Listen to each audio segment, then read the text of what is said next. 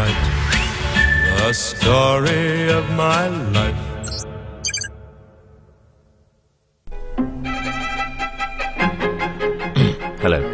Hello, my name is Peter Delane. Christmas 1981, I was in the Dolomites with dear Penelope Keith, who handed me a script entitled The Bounder. Went on to become the most important work I undertook. It became my Lear, if you like. When you're building a Lear jet, you need jolly good engines. Well, I've got two of the best. The Governor, Peter Bowles. Chameleon of an actor, one is never quite sure what he's about to give us. Will it be posh with moustache, or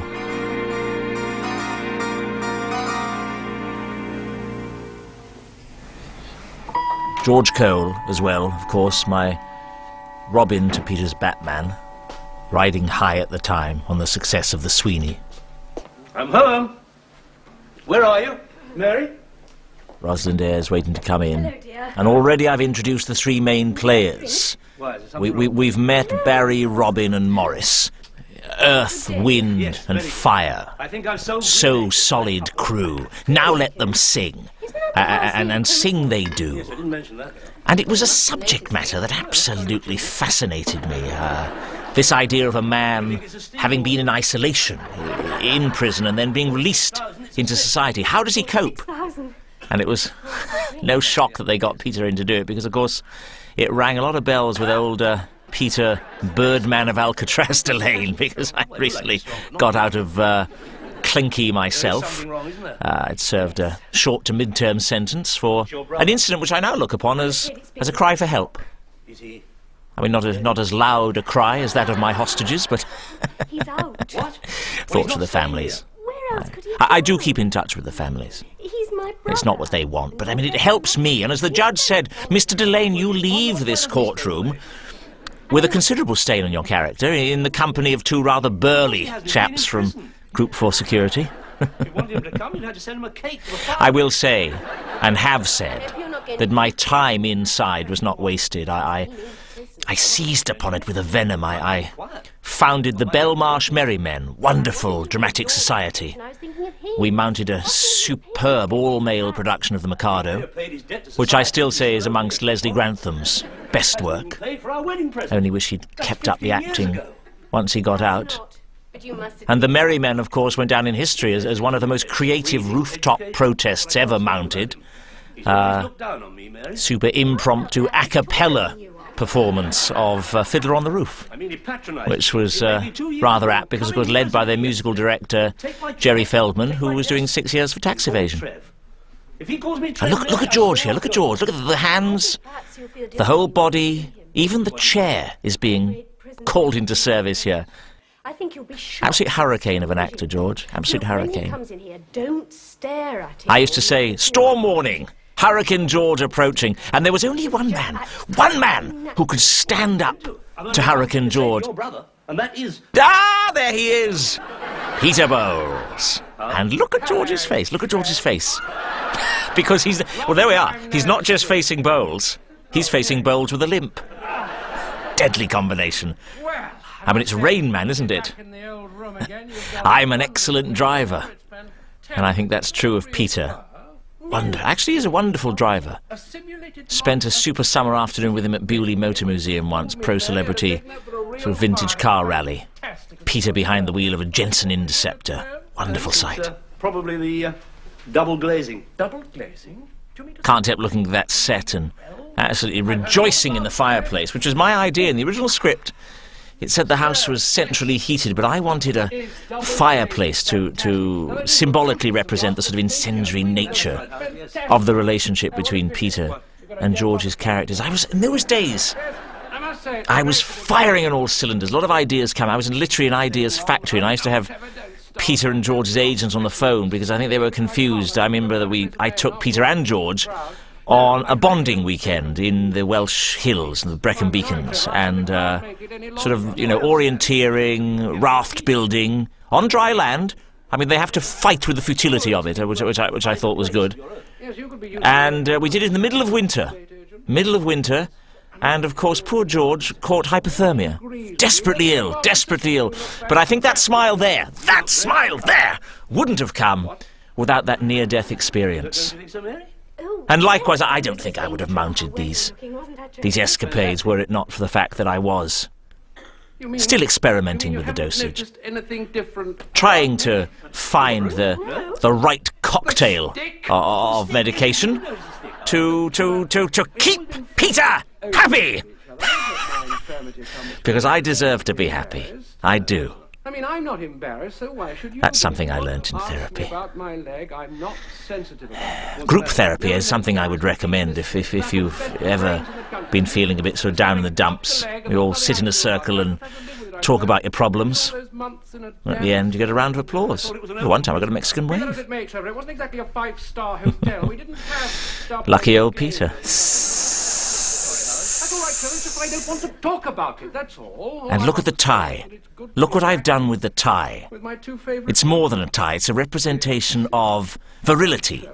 It's manhood. It's saying I'm the alpha male, I'm the provider, so that even with his back to the audience, he still controls the sexual tension of the scene. Make yourself comfortable. Ah, you bastard. I was working with such gifted actors. Rosalind Ayres, Peter Bowles, George Cole. Ayres, Bowles, Cole. A, B, C. Bring in old Peter Delane, you've got A, B, C, D.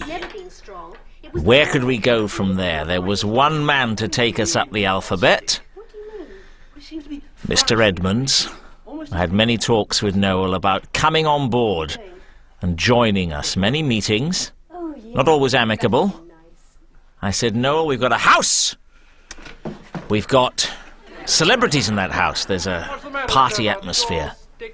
Never saw him again. Next thing I know, he's showing his crinkly arse to anyone who'll watch.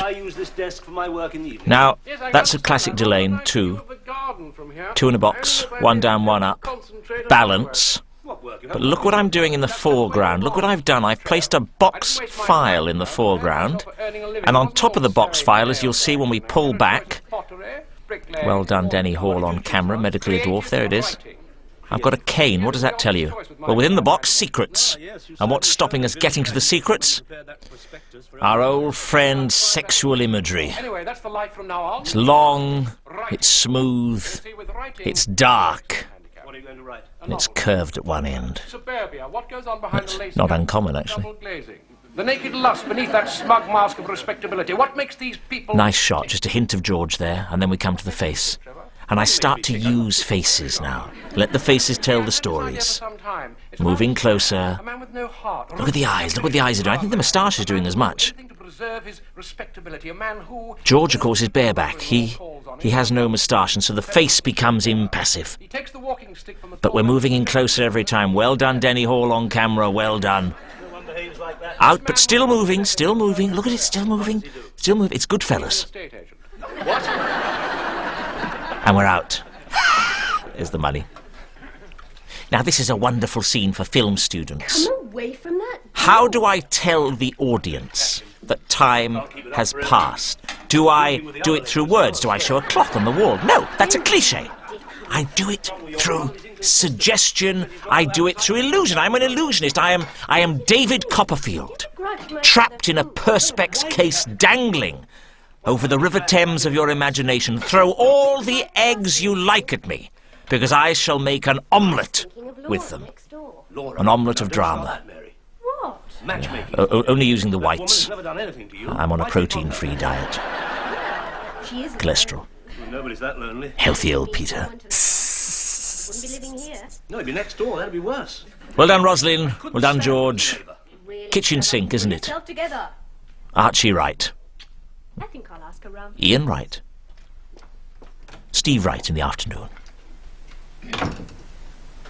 And this is a lovely setup.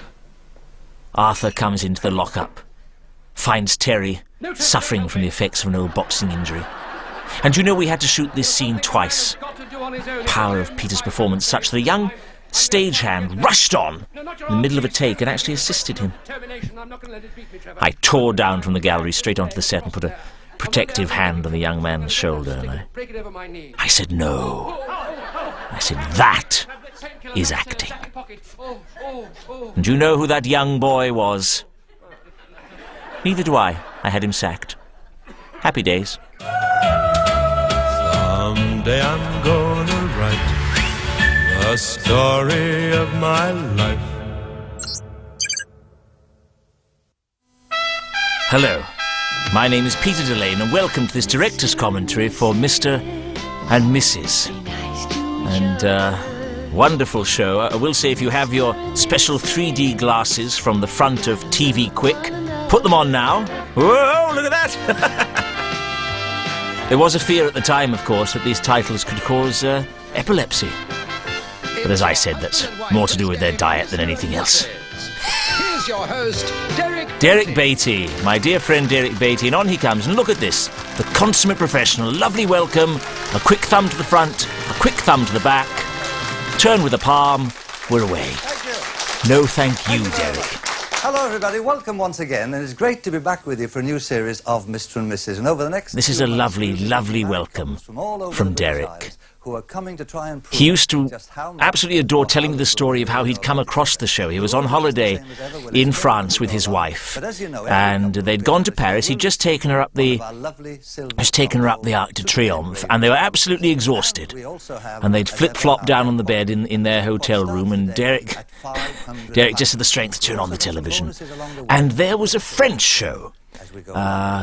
Monsieur et les Chiens, and Derek felt there was something there, and he looked over at the limp figure of his wife and he said, I think with a little bit of tweaking we might have something. And as soon as he got back to the UK, he got on the blower. Not to me, I'm rather sad to say, but to Ridley Scott. And Ridley got the job of the first two series. They've been married for 41 years, have one son and 6 daughters. Which, of course, was slammed for their violence. I think people were rather aghast at the whole idea of going into the soundproof booth with a Puma. That didn't sit well, and there were lawsuits, and I think Derek is a wise old owl, and he said, I want to get Delane on this. Let's get Delane in, let's get the professional in. And I came in and I took out the tigers, I took out the sort of unarmed combat. I took out the death. Did you like him when you first met him? Oh, reasonable. And I made it more about general knowledge, getting to know each other. And I think after that the show started to work. And I made it about people. I make no bones about it. I don't apologise. I made it about the contestants, about the guests. Pick one out. There you go. Hope it's a lucky one for 500. And these guests were two of the best, Margaret and Joe Perkins, stalwarts of the 1970s game show scene, I have to say. I mean, they'd done them all, the Generation Game, Winner Takes All. They did Bullseye 6 times. Any one question that you think you might get right. Which was a record, became firm friends of Mr. and Mrs. Jimbo, and I know had a wonderful kayaking holiday with them in Norway. Tom O'Connor, of course, from Crosswits. Tom O'Connor was constantly inviting them around for drinks. They never went. As Joe said to me, I'd rather poke knitting needles into my eyes. Which is something I saw them doing recently, actually, on Banzai. I bet that they wouldn't, but they did. And went away with the jackpot on that as well. So well done, Joe and Margaret. How many rolls of wallpaper it takes to paper the wall? We were rushing to get them done because they were double booked, and there was a car waiting to take them off for It's a Knockout, or other sort of It's a Knockout with A-levels. It was Jeux Sans Frontières, and they were competing for Britain. Joe as a 12-foot drunken chef with enormous rolling pin, meat cleaver, and Margaret as a cheeky little ball of Edam. You're a lucky lad. She's never fiery-tempered or anything. Oh, yes. But are you going to settle for Placid, then? As soon as we finished, they were whisked off to the airport and jetted over to Dusseldorf. I think moody a bit more. I remember that Margaret taking it very seriously, insisting in the soundproof booth there that we play in a linguaphone German course. And as you look at her there, she's actually conjugating the German verb to slide. Einslide, Ich slide, lieber slide. You will all slide when I tell you to. What about hobbies, Joe? What do you like doing? I've got nothing against the Germans. On the organ, you know. But they did start 2 world wars Sorry, that's a lovely instrument. after categorically promising not to. Scottish tunes, do you hear that, Donna? My worry is that Joe, could you walk go over for the and hat show trick. Mrs. Back? He plays the Scotchery on the accordion. Does he drive you mad with the accordion, Margaret? Did you enjoy it? Oh, I enjoy it. It's a knockout, of course, made a triumphant return to our screens recently, You know all the chat shows under the on television. careful tutelage of Lots and lots Frank of- Bruno Who's your favourite host on the chat shows? Is and it the wonderful Keith Chat Chegwin, Show, dear, or dear Jimmy friend of Tarbuck mine, on Keith. his, or Terry Wogan? Lord Cheggers of Oddbins. Don't throw the bottles out, there's a deposit. Oh, what did he say? Terry Wogan. Hard luck, you've done it already. Hello, Could Noel. you tell me how many rolls of wallpaper? Where are you, for your- Keith? For your rooms, your sitting room. I have no idea. I'm by the counter, about to pay. What did he say? Did he say Got you no would cash. know or that you wouldn't? Maggie took it all.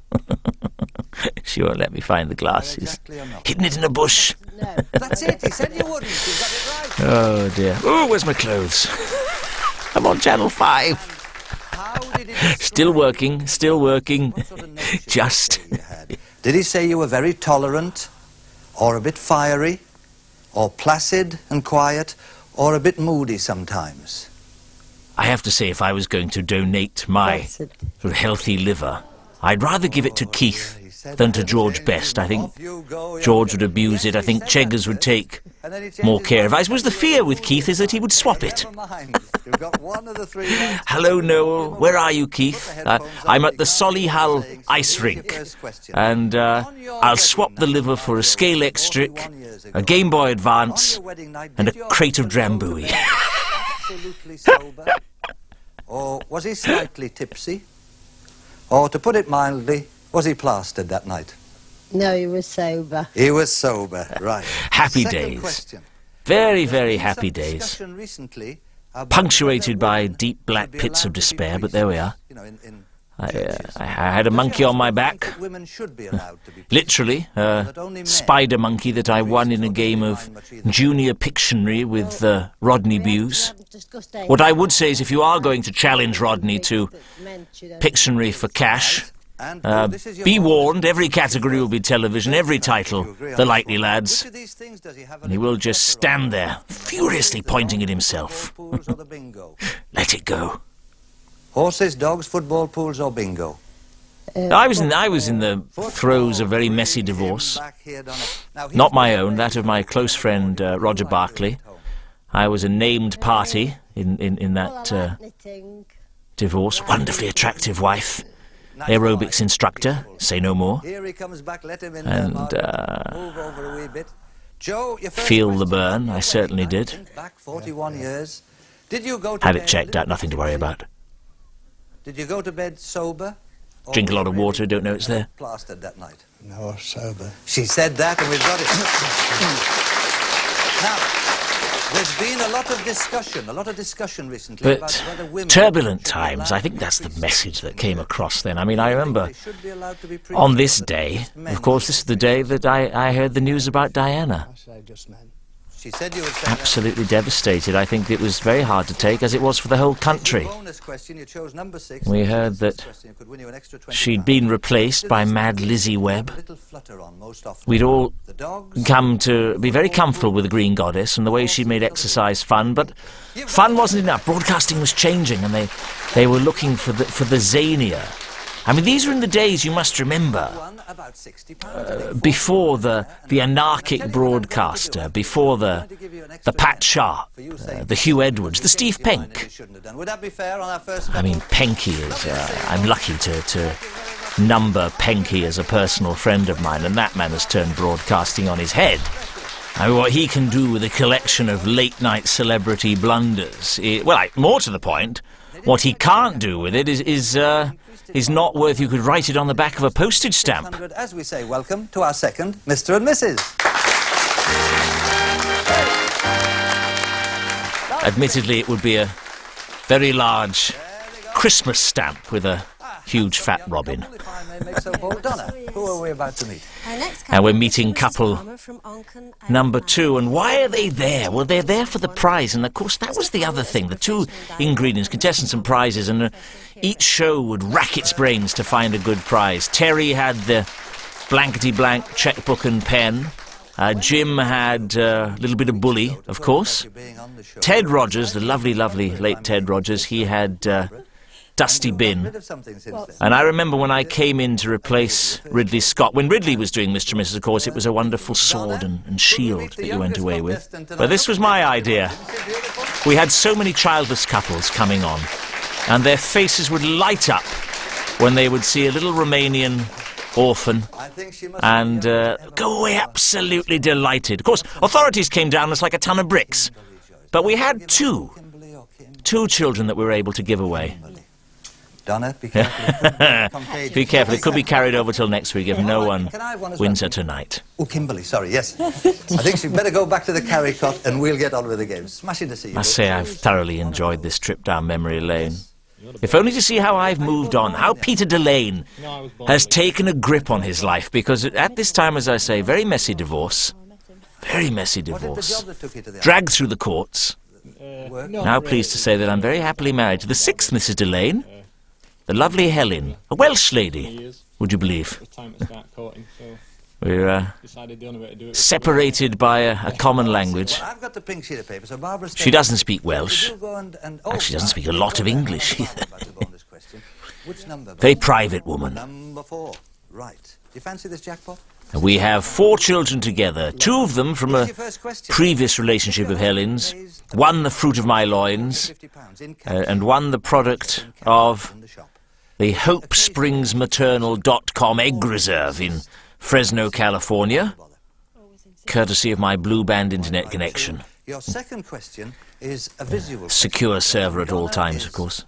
Approaching with a little trolley on which are 3... These were happy days. They were wonderfully happy days for me. I mean, punctuated by deep black pits of depression. But there we are. Won't run away from it. Won't get it treated. I remember when I did need my spirits lifting, I would turn to our young, and at that time, of course, unknown warm-up man. Very fresh, very new. He was a young man you might know by the name of Michael Barrymore. Did an absolute wonderful turn for us, and of course went on to make a big splash. Someday I'm gonna